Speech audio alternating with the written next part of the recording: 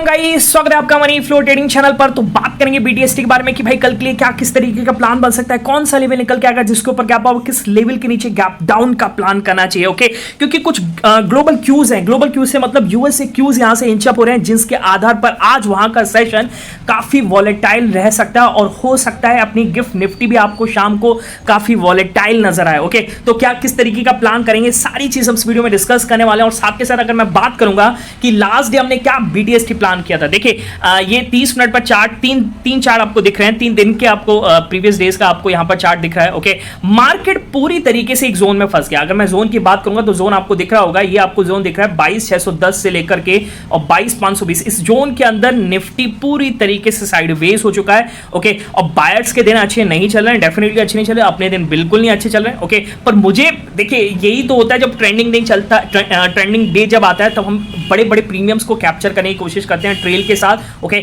और इन्हीं साइडवेज में उसको हम यहां पर डेके के रूप में गवाते हैं। ओके, पर कहने का मतलब क्या है, देखिए मार्केट में टिके रहना है लॉन्ग टर्म के लिए। ओके, तो ये सब तो आपको झेलना ही पड़ेगा, ये आप समझ के चलिए। ऐसा नहीं है कि हर दिन ट्रेंडिंग होगा, कोई भी मार्केट हर दिन ट्रेंडिंग नहीं होता है। ठीक है, कहीं ना कहीं एसएल्स कटते, कहीं ना कहीं डिके होता है और आज भी वही देखने को मिल रहा है। और एक और रीजन है, ये मैंने सुबह ही बोल दिया था कि क्योंकि देखिए जैसे लास्ट डे बीएससी कॉन्ट्रैक्ट्स की एक्सपायरी थी, आज एनएससी कॉन्ट्रैक्ट्स की एक्सपायरी है ना, तो इस वजह से मार्केट साइडवेज। और मैं बात करने वाला था कि किस तरीके से बीटीएसटी हमने लास्ट डे प्लान किया था। ओके, तो देखिए एक्सपायरी वाले दिन मार्केट खुलना था, कल मार्केट बंद था तो हम कम से कम क्वांटिटी लेकर के गए थे। ओके, अब फ्लैट खुला मार्केट तो पूरी तरीके से सेलर्स को फायदा हुआ, हमें बिल्कुल भी फायदा नहीं हुआ। ठीक है, पर अब कल क्या है, कल एक नई एक्सपायरी कॉन्ट्रैक्ट चलेगा। ओके, है ना, अब कल अब है तो 28 तारीख पर नई मंथली एक्सपायरी आज हो रही है, तो कल से नई मंथली एक्सपायरी भी शुरू होगी। ओके, तो हो सकता है कल का दिन आपको एक बड़ा ट्रेड देखने को मिले, उम्मीद पूरी बनी रहेगी। ओके, और बिल्कुल हम कैप्चर करेंगे। ओके,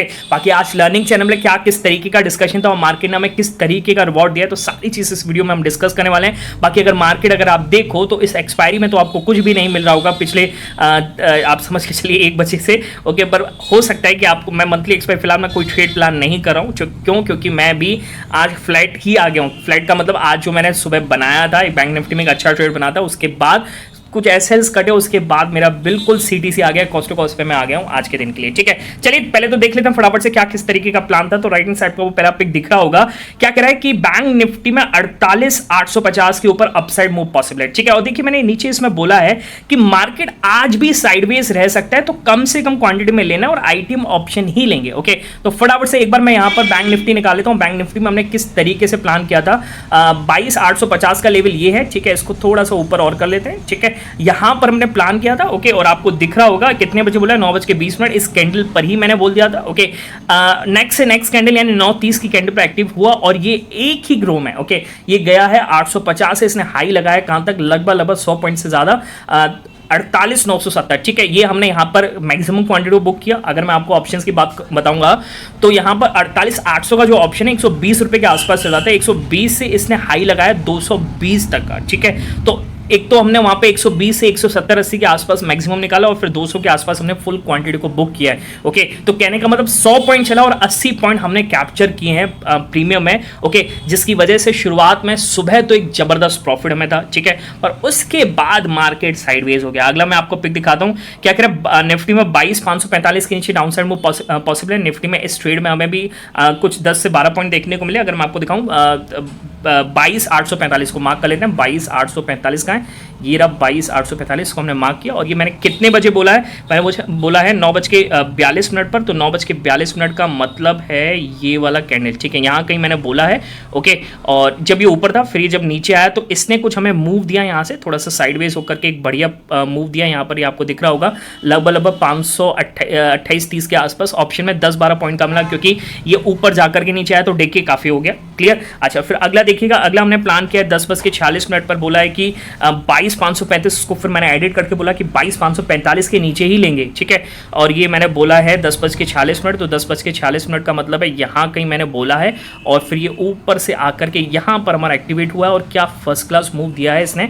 बात करेंगे तो लगभग 520 के आसपास का मूव दिया हमने, यहाँ पर फुल क्वांटिटी निकाल लिया था 530 के आसपास। ठीक है, तो इसमें भी अगर मैं ऑप्शन की बात करूंगा तो 48 वाला ऑप्शन 64 का हाई लगा करके आया था। ओके, पर उसके बाद देखिए मार्केट साइडवेज है, एसएल ही कटे हैं, मिड हम निफ्टी में हमने प्लान किया उसमें भी हमारे एसएल कटे हैं। ओके, तो कहने का मतलब क्या है कि भाई जो पूरे दिन कमाया वो फ्लैट, अगर मैं आपको दिखा दूं राइट हैंड साइड पर आपको पिक दिख रहा होगा, लगभग बैंक निफ्टी की ट्रेड के बाद आपको दिख रहा है 28% का गेन था, ठीक है।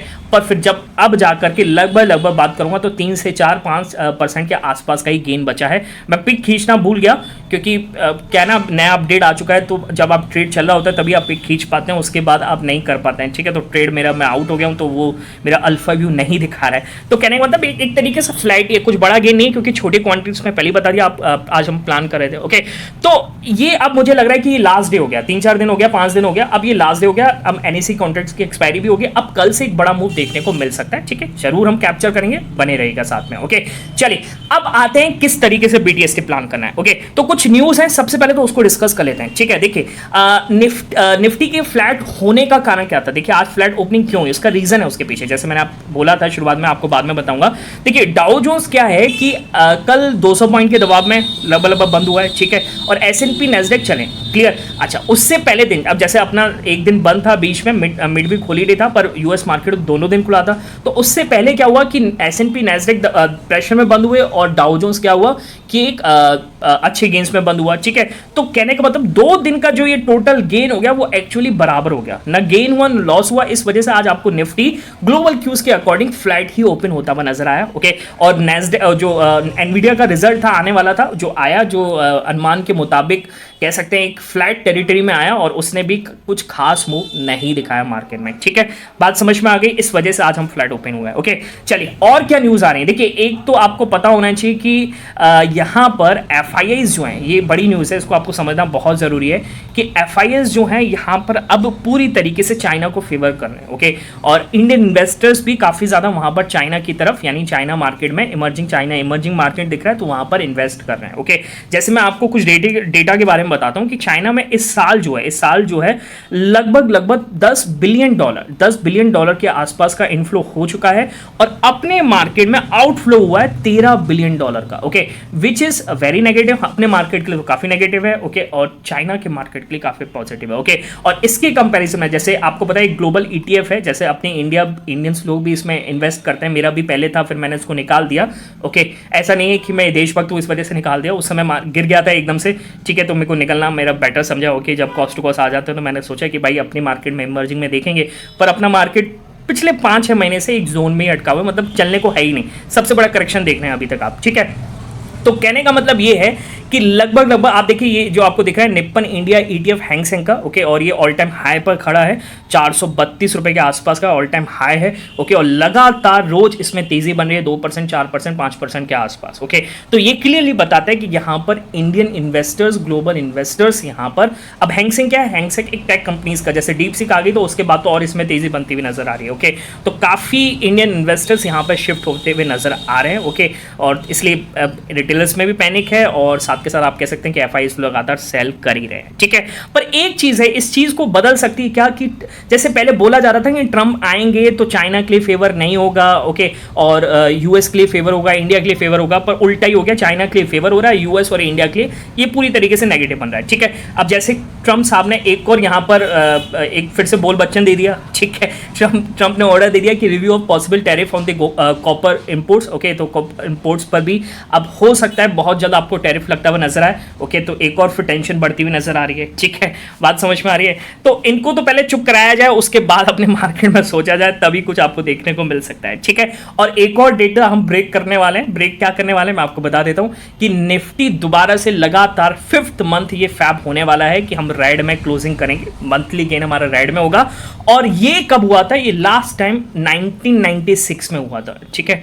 ओके, तो आप सोच सकते हैं कि फिर से कितना पुराना ये डेटा है जिसको अब हम यहाँ पर ब्रेक करने वाले हैं। तो ये क्या सेल ऑफ चल रहा है, कौन सा बियर मार्केट चल रहा है, ये आपको समझ में आ रही होगी बात, ठीक है। चलिए अब किस तरीके से हम बीटीएसटी प्लान करेंगे। ओके, तो पहली चीज क्या क्या क्यूज हैं यूएस मार्केट से, उसको समझ लेते हैं। ओके, आज इकोनॉमिक कैलेंडर अगर हम देखें तो इसमें बहुत सारे क्यूज आपको समझते हुए नजर आएंगे, ठीक है। देखिए आज सबसे पहले तो इनिशियल जॉबलेस क्लेम डेटा आएगा, ओके, जिस पर मार्केट काफी ज्यादा रिएक्ट करता है। ओके, ड्यूरेबल गुड्स ऑर्डर का डेटा आएगा। Okay, durable goods minus transportation का डेटा आएगा। जीडीपी की सेकंड रेटिंग आएगी। ओके, और फिर यहाँ पर Kansas City Fed president Jeff Schmid speak बोलेंगे, मतलब उनका भी एक प्रेस कॉन्फ्रेंस में उनका स्टेटमेंट आएगा, ठीक है। पेंडिंग होम सेल्स का डेटा आएगा, ओके। और काफ़ी फेडरल रिजर्व्स के यहाँ पर कह सकते हैं कि लोग हैं, ऑफिशियल्स हैं, जिनका यहाँ पर स्टेटमेंट आ सकता है, ठीक है। तो काफ़ी वॉलेटाइल सेशन देखने को मिल सकता है आज का यूएस मार्केट, ओके। और यहाँ पर अगर हम देखें कि किस तरीके की पोजीशन बन रही है, ओके, तो पोजीशन काफ़ी बेटर दिख रही है यूएस मार्केट की, किसी हद तक पॉजिटिव साइड और एक अच्छे खासे गैप अप में खुलने के आसार दिख रहे हैं, ओके। अब इसके आधार पर हम किस तरीके से प्लान कर सकते हैं, तो अगर मैं आपको बताऊं, निफ्टी हमारा काफ़ी रिकवर किया, कहने का मतलब 520 का लो लगा करके, हाँ साइडवेज किया, आपको ऑप्शन में कोई गेन देखने को नहीं मिला होगा, ओके, क्योंकि मूवमेंट बहुत स्लो है और मूवमेंट स्लो ऑप्शन का है ही नहीं, मोमेंटम में ही हम पैसा बनाते हैं ऑप्शंस बायर, ओके।